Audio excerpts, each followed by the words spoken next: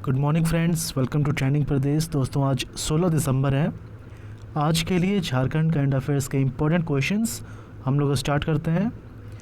यदि आप JSSC JPSC के एस्पायरेंट हैं तो इस चैनल को जरूर सब्सक्राइब कर लें और यूट्यूब चैनल के साथ साथ जो हमारा टेलीग्राम ग्रुप है ट्रेनिंग प्रदेश, उसे भी आप ज्वाइन कर लें, क्योंकि जो भी लेक्चर्स प्रोवाइड किए जाएंगे उसका पीडीएफ फाइल और क्विज सेशन वो टेलीग्राम में ही उपलब्ध कराया जाता है।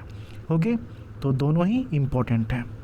चलिए पहला क्वेश्चन देखते हैं। फर्स्ट क्वेश्चन है, झारखंड में ग्रामीण जलापूर्ति योजना के तहत राज्य के कितने लाख घरों को जोड़ने का लक्ष्य रखा गया है? कितने लाख घरों को? तो 54 लाख, करीब 54 लाख घरों को जोड़ने का लक्ष्य रखा गया है। इनफैक्ट इससे भी ज़्यादा, तो यहाँ पर अप्रॉक्स की बात आएगी 54 लाख। ओके, अब यहाँ पर देखिए जो जानने वाली चीज़ें हैं, ये ग्रामीण जलापूर्ति योजना, इसके बारे में पूछा जा रहा है। तो ये है क्या? ये क्या है कि ग्रामीण क्षेत्रों में शुद्ध जल नल के माध्यम से उपलब्ध कराना ग्रामीणों को। तो ये है ग्रामीण जलापूर्ति योजना। इसके तहत राज्य के 54 लाख से अधिक घरों को जोड़ने का लक्ष्य रखा गया है।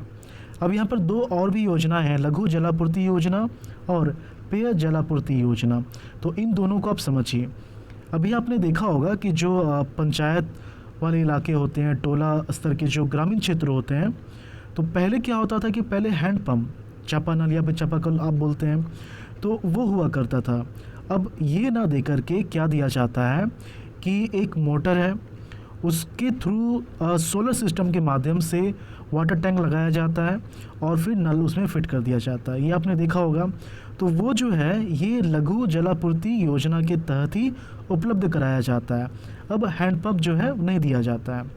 तो लघु जलापूर्ति योजना के तहत पंचायत या टोला स्तर पर ग्रामीणों को सौर ऊर्जा आधारित बोरिंग के माध्यम से जल उपलब्ध कराया जा रहा है। उसके रख रखाव के प्रति ग्रामीणों को जागरूक भी किया जा रहा है, क्योंकि इसका यूज़ तो ग्रामीण ही करेंगे। अब अगर सही से इस्तेमाल नहीं करेंगे डेफिनेटली वो ख़राब हो जाएगा। स्विच ऑन ऑफ करना है, जो नल को यूज़ करना, किस तरह से यूज़ करना, तो इन सभी बातों के लिए उन्हें जागरूक भी किया जा रहा है। तीसरा क्या है? तीसरा है पेय जलापूर्ति योजना।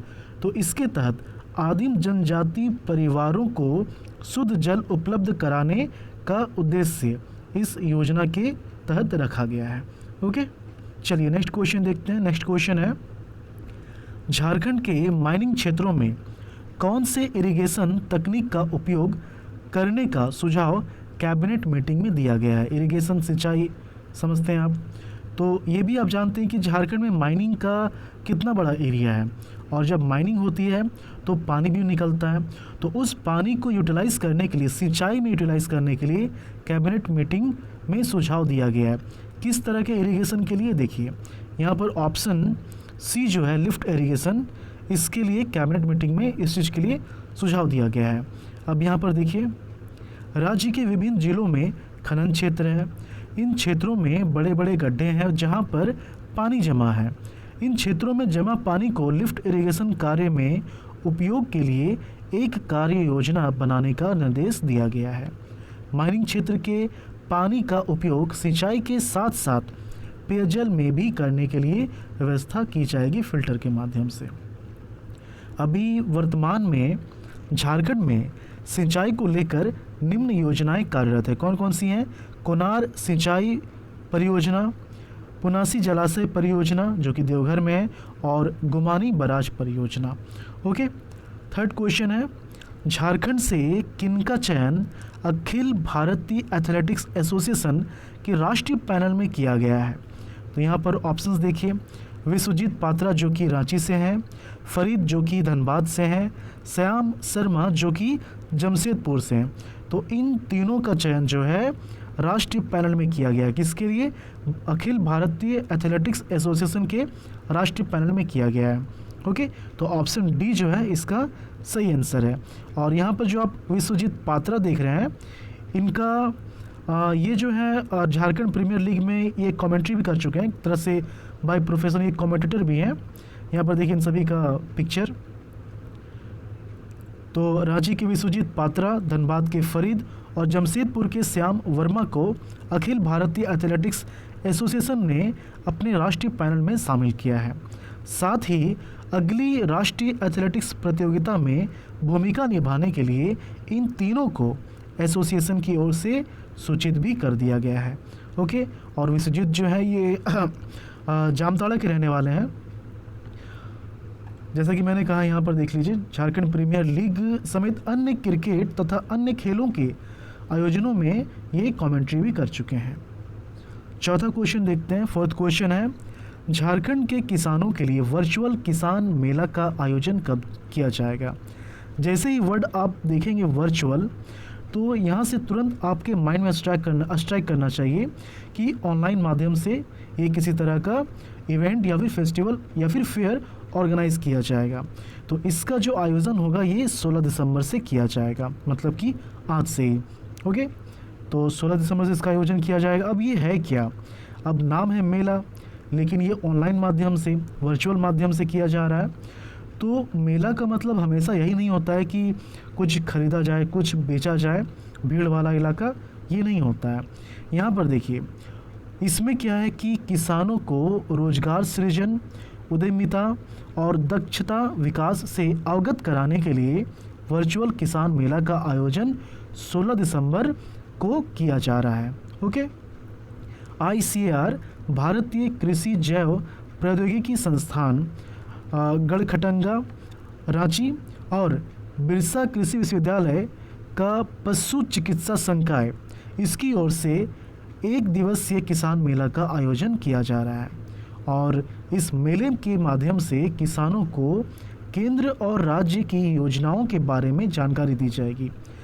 उन योजनाओं की जानकारी दी जाएगी जो कि उनके फ़ायदे के लिए हैं, उनके लिए चलाई जा रही हैं। ओके, मेले में पशुपालन से जुड़े उद्यमियों के लिए राज्य स्तरीय योजनाओं, किसानों के लिए पशु व कुक्कुट पालन के क्षेत्र में उद्यमिता को बढ़ावा देने वाली केंद्रीय योजनाओं पर भी चर्चा की जाएगी।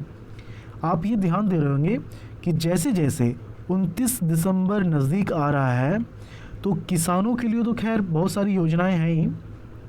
1 साल पूरा होने वाला हेमंत सोरेन सरकार का, लेकिन खास ध्यान जो है किसानों पर दिया जा रहा है। आपने ध्यान दिया होगा कि किसानों से जुड़े काफ़ी स्कीम्स को लॉन्च किया जा रहा है, लॉन्च किया जाएगा 29 दिसंबर को।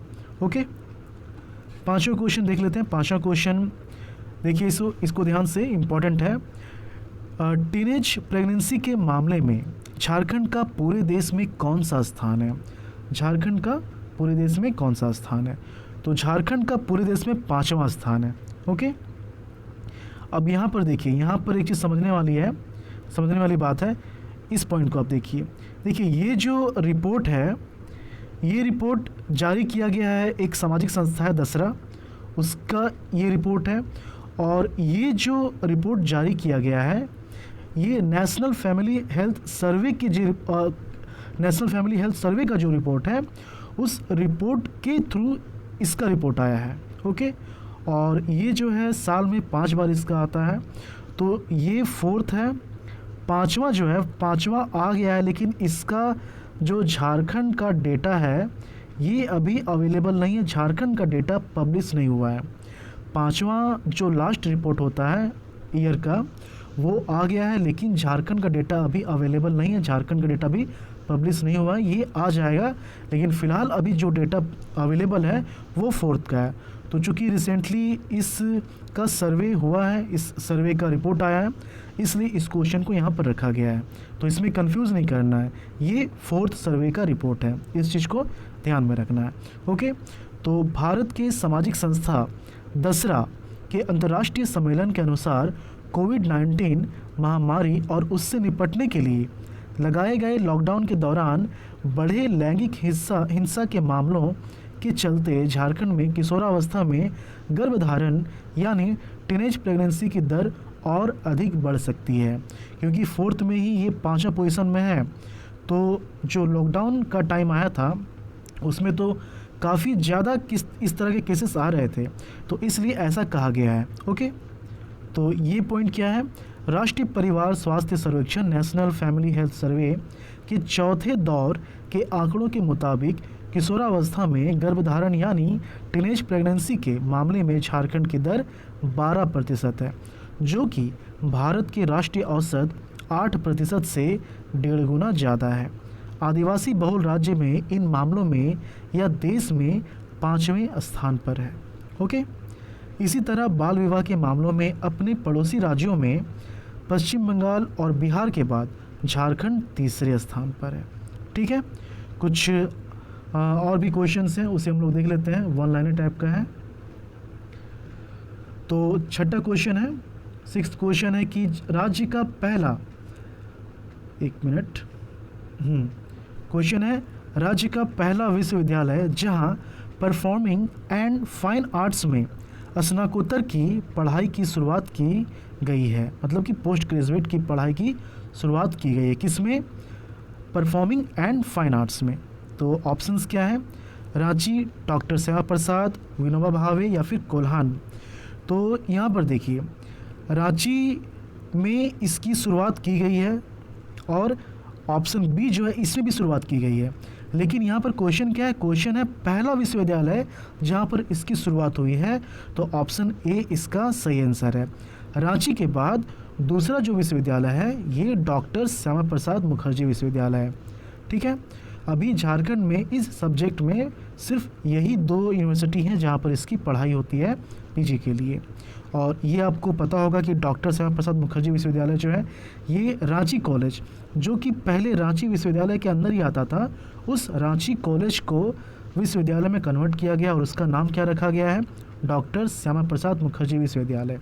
ओके, चलिए 7वां क्वेश्चन देखते हैं। 7वां क्वेश्चन है रांची विश्वविद्यालय के किस विभाग को सेंटर ऑफ एक्सीलेंस के रूप में विकसित किया गया है। तो ऑप्शन ए जो है जनजातीय और क्षेत्रीय भाषा विभाग, इसको जो है सेंटर ऑफ एक्सीलेंस के रूप में विकसित किया गया है। ओके, 8वां क्वेश्चन है पर्यटन को बढ़ावा देने के उद्देश्य से झारखंड के किस वाइल्ड लाइफ सेंचुरी का खुद का वेब पोर्टल बनाया जाएगा। तो यहाँ पर दलमा एलिफेंट सेंचुरी का जो है अपना एक खुद का वेब पोर्टल होगा और वेब पोर्टल के माध्यम से इसकी जानकारी दी जाएगी कि आप जो है यहाँ पर किस तरह से पहुँचेंगे और इसके आसपास ठहरने की सुविधा अवेलेबल है कि नहीं है, ट्रांसपोर्टेशन की क्या सुविधा है। तो इस तरह की विस्तृत जानकारी जो है वेब पोर्टल में दी जाएगी। ओके, और इतना काफ़ी है। ठीक है, यहाँ पर यहाँ पर एक्सप्लेनेशन दिया हुआ है, इसे आप ध्यान दीजिएगा, इसलिए दे दिया गया है ना कि पीडीएफ आपको मिलेगा, तो बाकी जो क्वेश्चंस हैं उसका एक्सप्लेनेशन तो है लेकिन इसका उतना डिटेल में नहीं है। तो यहाँ पर 1 लाइन टाइप का एक्सप्लेनेशन यहाँ पर दे दिया गया ताकि आप जब पीडीएफ देखें तो इन सब चीज़ को देखकर आप इन सब को रिकॉल कर पाएँ। ओके, चलिए लास्ट लेक्चर का जो क्वेश्चन उसे हम लोग देख लेते हैं। झारखंड के इतिहास में पहली बार राज्य के कितने जिलों में जिला खेल पदाधिकारी डिस्ट्रिक्ट स्पोर्ट्स ऑफिसर की नियुक्ति की गई है। तो 24, ऑप्शन बी जो है 24 डिस्ट्रिक्ट स्पोर्ट्स ऑफिसर की नियुक्ति की गई है और फर्स्ट टाइम ऐसा हुआ है। ओके, झारखंड में 2007 से 8 में सभी जिला में डीएसओ का पद स्वीकृत किया गया था, लेकिन कभी नियुक्ति नहीं हुई थी। जेपीएससी ने इस पद के लिए 2019 में लिखित परीक्षा ली थी, फरवरी 2020 में इंटरव्यू लिया गया, मार्च में रिजल्ट जारी होने के बाद अब इनकी नियुक्ति की जा रही है। आज के लिए आपका क्वेश्चन है, क्वेश्चन सुनने से पहले आपसे रिक्वेस्ट है, बोलने से पहले रिक्वेस्ट है कि अगर वीडियो आपको पसंद आता है तो आप प्लीज़ लाइक करके क्लोज़ करें, क्योंकि इसी से हमें पता चलता है कि वीडियो आपके लिए ठीक बन रहा है या नहीं बन रहा है। और कमेंट तो आप बिल्कुल किया कीजिए, यही कम्प्लीटली फीडबैक देता है हमें।